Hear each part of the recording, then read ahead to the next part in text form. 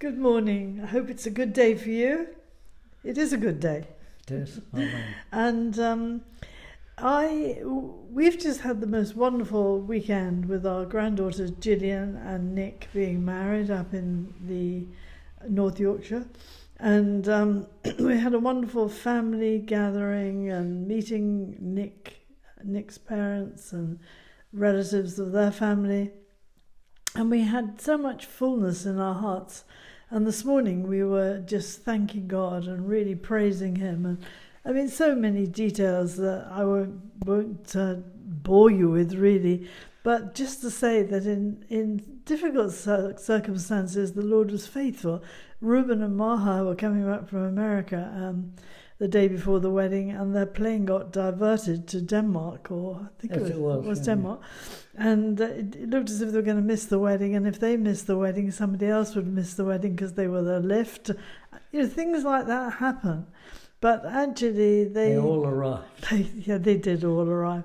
And so this morning, Charles and I were just sitting praying together and finding that we were just overwhelmed with thanksgiving to God, just for so many little details that you could miss and you could say, well, that just happened. No, it didn't just happen. It was the Lord's wonderful provision and help. Yes.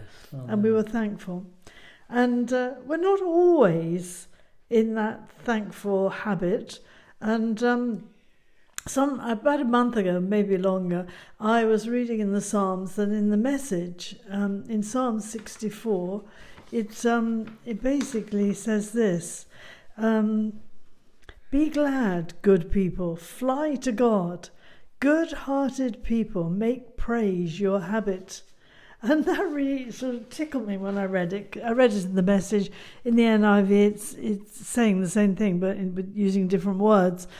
And I thought, yes, a habit is something you do. You don't even know you're doing. You just do it because you're so used to doing it that it's sort of ingrained in you. And I found myself praying at that time, and I just looked back this morning over my notes and in my notebook and saying to the Lord, I want to make praise my habit. But you can want to do something and then find you haven't done it. You know, I'm sure you do the same thing. So this morning again, I was saying, Lord, it's so wonderful to praise you. And I want to praise you, and I want praise to be my habit. And then as I was doing my Bible reading, it was Psalm 78 this morning. And that was part of the reading. And it was Asaph, is it? Asaph, yes. And he basically was saying to the children of Israel, you've forgotten the things that God's done. He did so much for you, but you just forgot. And I'm reading through this and I'm thinking, oh yes, they did forget, didn't they? And then I just looking at myself and saying, but I forget. I forget over and over and over again to thank the Lord. So we were talking about Thanksgiving. Yes, then we were thanking. Then we're writing this. Yeah. And with the wedding and everybody gathering together with all our children there, most of our grandchildren, just 2 grandchildren in Australia who couldn't get there, but and you thought of all the car journeys that had to be done, and getting everybody there from all over the country, and Craig and Milena coming in from Bulgaria, and then on Sunday night when we got back, and we were just checking in with some of our family, the fact they'd arrived back safely. And I just found myself saying, Lord, I just want to thank you for all the car journeys that we did to go to this family celebration. And we're all back home, safe and sound, and we've been protected on the roads, and we're just back in a place of peace and joy. And there's very many times routine things happen in our lives that we fail to say thank you for God's care and His protection and His love on us. And I just found myself saying, Lord, I just want to thank you, because there are times you can be thinking about all the things that have to happen in all the places that people come from, and you think to yourself, well, I hope you all get there safely. Well, we did, and we got home, and that was a great joy. I found myself just thinking, well, what effect does Thanksgiving have on the person who's doing it? And I thought, actually, what it does is it just elevates the presence and the person of God again. And it actually releases hope, because if he is so great and he's done so many wonderful things, which he has, then you have hope for the things that are not so wonderful and the things that you're asking about. So often we're presenting a load of real needs. You know, every phone call you have, every message you have, it often is, you know, a real heartfelt need that we take to the Lord, and we ask him for his mercy and for how to pray into that situation.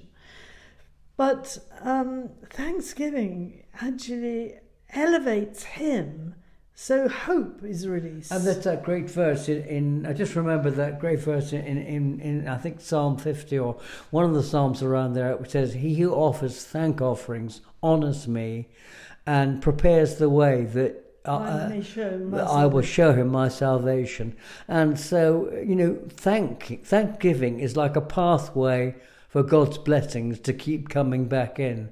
You know, complaints and being miserable and being complaining actually really isolates us from what God just wants to pour into our lives. And when we just pour out our thanksgiving to him, he is opening a way to do great things in our lives.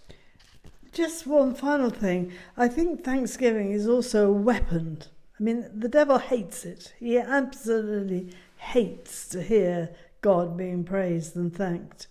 But when he is, you know, causing you anxiety and interfering in your life in a way that he shouldn't be, thanking God is a weapon. And I do remember many years ago, some friends of ours had a tragic, almost fatal breakdown of their marriage, and the wife was a strong believer who just said, "No, God, we were married, we've had children together, I am not giving up on this marriage." I mean, the circumstances looked as if the whole thing was over, but God began to reveal to her that thanksgiving was her weapon. It was a weapon. It was a weapon against further activity of the enemy. Husband had left her, he was away with another woman, and she was with the children, and very sad, and you know, it was a difficult set of circumstances, but actually it completely turned round because she stuck with thanksgiving. Yes, there was a complete restoration. And I remember saying to her, "How on earth have you managed to go through a lot of trials?" She said, "I don't know, only God and his help, but the tool I've used is thanksgiving, and every single day I've used thanksgiving as a tool." So it can be an offensive weapon as well as other things.